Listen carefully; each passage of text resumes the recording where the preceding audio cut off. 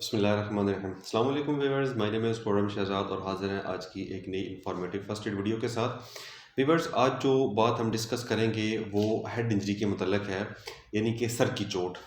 Sir की चोट अगर लग जाती है तो उसको आपने कैसे मैनेज करना है, उसकी फर्स्ट एड मैनेजमेंट क्या होगी, वो क्या वजूहात है जिनकी वजह से सर की चोट लगती है और उसकी अलामात क्या होती हैं। व्यूअर्स, ये आज की वीडियो का हिस्सा है हमारा। तो चलते हैं अपनी वीडियो की तरफ। वीवर्स, हेड इंजरी यानी कि सर की चोट किसी भी वजह से लग सकती है। अगर आप कहीं स्पोर्ट्समैन है तो खेल के दौरान आपको सर की चोट लग सकती है। कहीं बाइक पे सफ़र कर रहे हैं तो फिर आपको सर की चोट लग सकती है। किसी जगह से आप गिरते हैं तो उस वजह से आपको सर की चोट लग सकती है। तो काफ़ी ज़्यादा वजूहात हैं सर की चोट की। किसी भी वजह से सर की चोट जो है ना वो आपको लग सकती है। अब बात करते हैं कि सर की चोट जो होती है वो उसकी सिम्टम्स क्या हैं, उसकी अलामात क्या होती हैं, उसकी टाइप्स क्या होती हैं। वीवर्स, सर की चोट जो होती है वो उसकी नोयत होती है कि आपको किस वजह से सर की चोट लगी है। स्पोर्ट्स के दौरान अगर आपको लगी हो उसकी नोयत अलग होगी, एक्सीडेंट में अगर आपको लगी है तो उसकी नोयत अलग होगी, और अगर आप कहीं बाइक पे हैं तो उसकी बाइक की वजह से आपको एक्सीडेंट हुआ है तो आपको सर की चोट लगी है तो उसकी नोयत अलग होगी।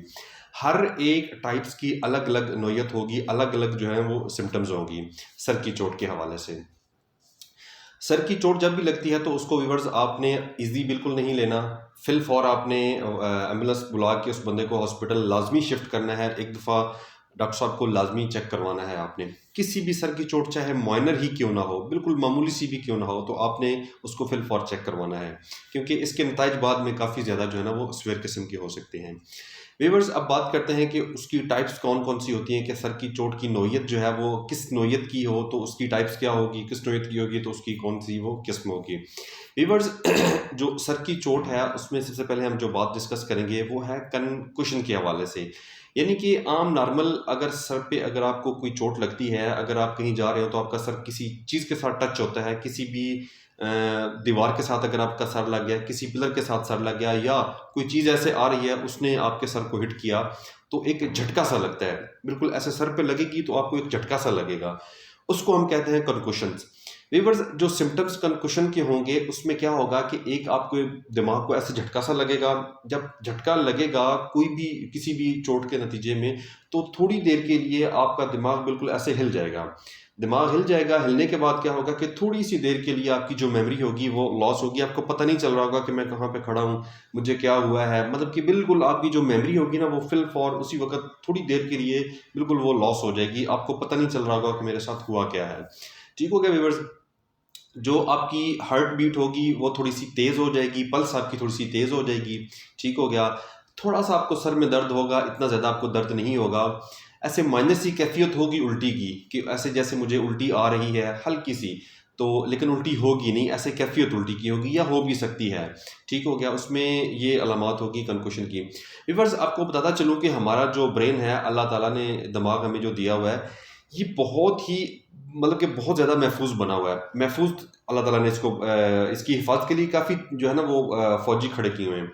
सबसे पहले देख व्यूअर्स, हमारा जो ब्रेन है उसके ये देखें कि ऊपर खोपड़ी है, खोपड़ी के अंदर हमारा दिमाग है। एक तो ये उसकी सबसे पहले सेफ गार्ड हो गया। दूसरा, हमारे दिमाग के अंदर और खोपड़ी के बिल्कुल दरमियान में एक फ्लूइड होता है जिसको हम सेरिब्रो स्पाइनल फ्लूइड कहते हैं, CSF होता है। वो एक किस्म का कुशन का काम करता है हमारे ब्रेन के दरमियान में और हमारी खोपड़ी के दरमियान में। कुशन का काम ऐसे करता है कि जब भी कोई बैरूनी चोट लगेगी आपको, तो वो शॉक एब्जॉर्बर है। यानी कि उसने जो बाहर से चोट लगेगी, जो बाहर से शॉक लगेगा, उसने उसने एब्जॉर्ब कर लेना है। और जब वो एब्जॉर्ब कर लेगा तो हमारा जो दिमाग है वो महफूज रहेगा, उस तक चोट नहीं पहुंचेगी। अगर चोट की नोयत ज़्यादा होगी, शिद्दत की होगी, तो फिर उस तक चोट जो है ना वो पहुंचती है। वैसे इतनी आसानी से जो है ना वो नहीं पहुंच सकती। तो जो सेरिब्रोस्पाइनल फ्लूइड होता है वो बहुत ही मतलब कि मेन किरदार होता है उसका हमारे ब्रेन की प्रोटेक्शन में, खोपड़ी भी और ये भी। अब व्यूअर्स, बात करते हैं इसकी दूसरी जो किस्म है वो कंप्रेशन की है। कंप्रेशन जो होता है ये थोड़ा सा सीवियर किस्म का हो सकता है। ये वाली जो सर की चोट की किस्म है कंप्रेशन, ये थोड़ी सी सीवियर हो सकती है व्यूअर्स। इसमें क्या होता है कि आपको जो सर का दर्द होता है वो काफ़ी ज़्यादा होता है। ठीक हो गया। और इसमें आपको इतनी आसानी से वापस रिकवरी जो है ना वो नहीं होती। मीन कि अगर आपको कंप्रेशन हुआ है कहीं पे भी किसी भी वजह से हुआ है, तो जो इसमें मेमोरी लॉस होगी वो थोड़ी सी मतलब कि उस पर टाइम लगेगा रिकवरी में। अचानक से आप बिल्कुल स्टेबल नहीं होंगे, आपको चक्कर भी आ सकते हैं, आपको वॉमिट भी हो सकती है, आपको झटके भी लग सकते हैं, ठीक हो गया। और जो आपकी सर की दर्द है वो काफ़ी ज़्यादा हो सकती है आपको। जो आंखों की रेडनेस है उसमें भी आपको महसूस होगा कि आंखें जो है ना वो थोड़ी सी ऐसे, ये जो आंखों का इर्द गिर्द का एरिया ये भी थोड़ा सा स्वेल हो गया है और इसमें भी जो है ना वो थोड़ी सी रेडनेस आ गई है आंखों के इर्द गिर्द भी, ठीक हो गया व्यूवर्स। लास्ट में जो होता है वो फ्रैक्चर होता है स्कल का, यानी कि हमारी खोपड़ी में फ्रैक्चर आ जाना किसी भी वजह से, किसी भी हादसे की सूरत में अगर आपको स्कल में फ्रैक्चर आ गया तो वो काफ़ी सीवियर हो सकता है, वो इंसान के लिए काफ़ी मुश्किलात जो है ना वो पैदा कर सकता है। वीवर्स, जब खोपड़ी में चोट लगती है, सीवियर किस्म की चोट लगती है, जब खोपड़ी हमारी फ्रैक्चर होती है, फ्रैक्चर की सूरत में हमें कहीं ना कहीं से ब्लीडिंग जरूर होती है। चाहे हमारे कान से खून आ सकता है, हमारे नाक से खून आ सकता है। तो जो नाक से या कान से खून आ रहा होगा उसको आपने रोकना नहीं है, उसको आपने बहने देना है। फ्रैक्चर की सूरत में जब स्कल का फ्रैक्चर होगा तो वो खून जरूर आएगा, और खून अगर वहां से निकल रहा है तो ठीक है, अगर वहां से नहीं भी निकल रहा तो हमारी जो आईज होती हैं उनकी जो ये वाइट रंग होता है उसमें आपको रेडनेस बहुत ज्यादा फील होगी, ऐसे लग रहा होगा कि जैसे सारा खून जो है वो इसमें आ गया है। हमारा नाक बिल्कुल स्वेल हो जाएगा, और जो ये हमारे कान है इनकी जो बैक साइड है यहाँ पे काफी ज्यादा स्वेलिंग होगी, ठीक हो गया व्यूअर्स। और जो आपकी रैपिड जो पल्स होगी वो थोड़ी सी स्लो होगी लेकिन तेज होगी, और जो कंप्रेशन होता है ना उसमें भी ज्यादा होती है। उसमें ज्यादा इसलिए होती है कि हमारा जो सीएसएफ होता है ना उसमें काफी ज्यादा वो प्रेशर नीचे बनाता है। जब प्रेशर नीचे आता है सीएसएफ की वजह से, जब चोट लगती है ऐसे दबाव से पड़ता है तो सीएसएफ सेरिब्रोस्पाइनल फ्लूइड जो होता है ना वो नीचे आता है, जिस वजह से हमारी जो आंखों की इर्द गिर्द होती है वहां पे भी स्वेलिंग काफी ज्यादा होती है ब्रेन के प्रेशर की वजह से, क्योंकि उसके ऊपर प्रेशर आ रहा होता है सेरिब्रोस्पाइनल फ्लूइड का। तो फ्रैक्चर में भी ऐसा ही होता है कि उसमें भी काफी ज्यादा जो है स्वेलिंग हो सकती है आपके इर्द गिर्द, आपकी आइज के इर्द गिर्द हो सकती है, नाक के इर्द गिर्द स्वेलिंग हो सकती है, हमारी जो कान है इनकी बैक साइड पे काफी ज्यादा जो है ना वो स्वेलिंग होगी। ब्लीडिंग भी होगी, नाक से भी ब्लीडिंग हो सकती है और कान से भी ब्लीडिंग हो सकती है, आइज जो है ना रेड हो सकती हैं, और इंसान अजीब सी मतलब कि उसकी फिट्स बहुत ज्यादा झटके उसको लगना शुरू हो जाएंगे। उसको नहीं पता होगा कि मैं क्या कर रहा हूँ, वो कभी हाथ इधर मार रहा होगा, कभी टांगे इधर मार रहा होगा, फिट्स उसको बहुत ज़्यादा पड़ेंगे, वॉमिटिंग बहुत ज़्यादा उसको होगी। और वीवर्स, ये मतलब कि फ्रैक्चर में ऐसा जो कंडीशन जो है ना वो मुतासरा शख्स की हो सकती है। वीवर्स, इसके अलावा भी सिम्टम्स काफ़ी ज़्यादा हो सकती हैं जो फ्रैक्चर्स का, लेकिन वो डिपेंड करता है कि कंडीशन किस किस्म की है और चोट की नोयत जो है ना वो किस किस्म की है। अब बात करते हैं कि थोड़ा सा फर्स्ट एड मैनेजमेंट की, कि अगर आपके सामने किसी बंदे को सर की चोट लगी है तो आपने इसको किस तरह से मैनेज करना है। वीवर्स, सबसे पहले आपने उस बंदे को वहां से जो वही ड्रैप वाला रूल आपने अप्लाई करना है कि उस बंदे को वहां से शिफ्ट करना है जहां पे भी उसके साथ ये हादसा पेश आया है। फिर उसके बाद आपने उसका रिस्पॉन्स लेवल चेक करना है कि वो बंदा रिस्पॉन्स कर रहा है या नहीं कर रहा। वीवर्स, अगर तो वो रिस्पॉन्स कर रहा है तो आपने उसको रिकवरी पोजीशन में डाल देना है। अगर उसकी ब्रीदिंग भी आ रही है, उसकी हवा का रास्ता जो है, सांस का रास्ता वो भी ठीक है, उसकी पल्स भी बिल्कुल ठीक है, तो आपने उसको रिकवरी पोजीशन में करना है। हेड इंजरी की सूरत में वीवर्स, रिकवरी पोजीशन करते वक्त आपने बहुत ही एहतियात से काम लेना है। हमारा जो सर होता है और जो हमारी रीढ़ की हड्डी होती है उसको आपने बिल्कुल एक लाइन में रखना है, उनको आगे पीछे मूव नहीं करना ज़्यादा, वो एक लाइन में रहेंगी। एक लाइन में रखते हुए आपने उसको रिकवरी पोजीशन में दे देना है। और अगर वो पेशेंट वॉमिट कर रहा है तो फिर भी आपने उसको रिकवरी पोजीशन में देना है और उसका एयरवे क्लियर करते रहना है। और जो वॉमिट की सूरत में उसके मुंह से वॉमिट निकल रही है तो वो उसको आपने ऐसे रिकवरी पोजीशन में करेंगे तो वो वॉमिट बाहर निकलती रहेगी, वो वॉमिट वापस बैक नहीं जाएगी, जिस वजह से उसका एयरवे जो है ना वो क्लियर रहेगा, एयरवे ब्लॉक नहीं होगा। अगर वो वॉमिट वही वापस चलेगी तो उसका एयरवे जो है ना वो क्लियर हो सकता है, चॉकिंग भी हो सकती है व्यूअर्स। इसके अलावा व्यूअर्स, अगर वो कैजुअलिटी रिस्पॉन्स नहीं कर रही सॉरी, अगर वो कैजुअलिटी रिस्पॉन्स नहीं कर रही, उसमें ब्रीदिंग जो है ना वो ब्रीदिंग नॉर्मल नहीं हो रही, उसकी जो पल्स है वो नॉर्मल नहीं है, ठीक हो गया, तो आपने उसको अगर तो देखें कि वो इस कंडीशन में है कि उसको स्पाइन यानी कि हमारी जो रीढ़ की हड्डी है उसकी वह हड्डी जो रीढ़ की हड्डी उसको डैमेज नहीं किया, सिर्फ सर की चोट है और रीढ़ की हड्डी डैमेज नहीं, तो आपने उसको सीपीआर देना है। अगर आप समझ रहे हैं कि उसकी रीढ़ की हड्डी भी डैमेज है, कोई एक आदि उसकी रिब भी डैमेज है, तो आपने जॉ थ्रस्ट जो मेथड है उसके जरिए से आपने उसका एयरवे क्लियर करना है। जॉ थ्रस्ट मेथड व्यूअर्स क्या होता है कि आपने उसकी बैक साइड पे खड़े हो जाना है, मीन कि अगर वो है तो उसकी सर की साइड पे खड़े हो जाए, लेफ्ट राइट भी खड़े हो सकते हैं।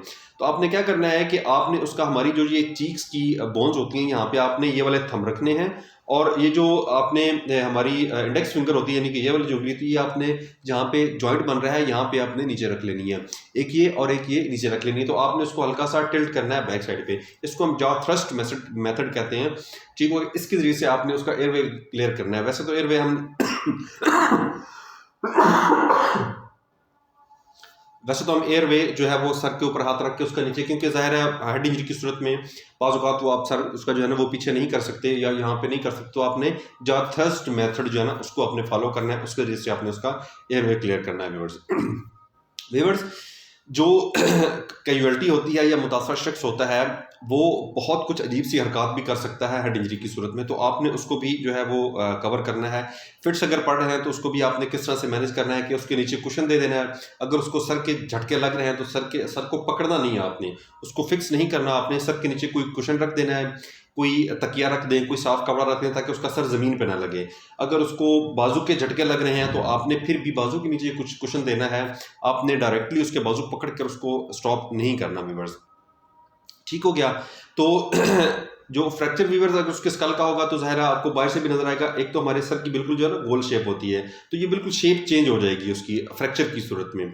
ठीक हो गया। और ब्लीडिंग जो है ना वो ज़ाहिर है ब्लीडिंग कानों से और नाक से लाजमी होनी ही होनी है फ्रैक्चर के स्कल की सूरत में। ठीक हो गया, अगर स्कल का जो है ना वो फ्रैक्चर हो जाता है। ठीक हो गया व्यूवर्स। तो फर्स्ट एड ज़ाहिर आपने एम्बुलेंस को कॉल की होगी, एम्बुलेंस के आने तक आपने उसका एयरवे क्लियर करना है। कैजुअलिटी को आपने बिल्कुल अकेले नहीं छोड़ना। ठीक हो गया व्यूवर्स। उसके अलावा व्यूअर्स, अगर आप स्पोर्ट्समैन हैं, ग्राउंड में हैं, ग्राउंड के अंदर अगर किसी को बॉल लग जाती है या वो बंदा गिरता है या उसका पिलर के साथ कहीं सर लगता है तो उसको वो कंकुशन के ज़ुमरे में आता है। ठीक हो गया, लाइट सा उसको झटका सा लगता है, वो कंकुशन के ज़ुमरे में आता है। कंकुशन के नतीजे में आपने उसको मुतासर शख्स को आराम से बिठाना है। बिठाने के बाद उसको पूछना है, उसके होशो-हवास देखने हैं, चेक करने हैं कि ये बंदा रिस्पॉन्स कर रहा है या नहीं कर रहा है। अगर वो बंदा रिस्पॉन्स कर रहा है तो आपने उसको 24 आवर्स अंडर ऑब्जर्वेशन रखना है। आपने 24 घंटे के लिए उसको खेल कूद या एक्टिविटी में नहीं जाने देना। आप उसको हॉस्पिटल लेके जाएंगे और कंकुशन के नतीजे में व्यूवर्स आपने तकरीबन 1 हफ्ता 2 हफ्ता उस स्पोर्ट्समैन को ग्राउंड में नहीं जाने देना।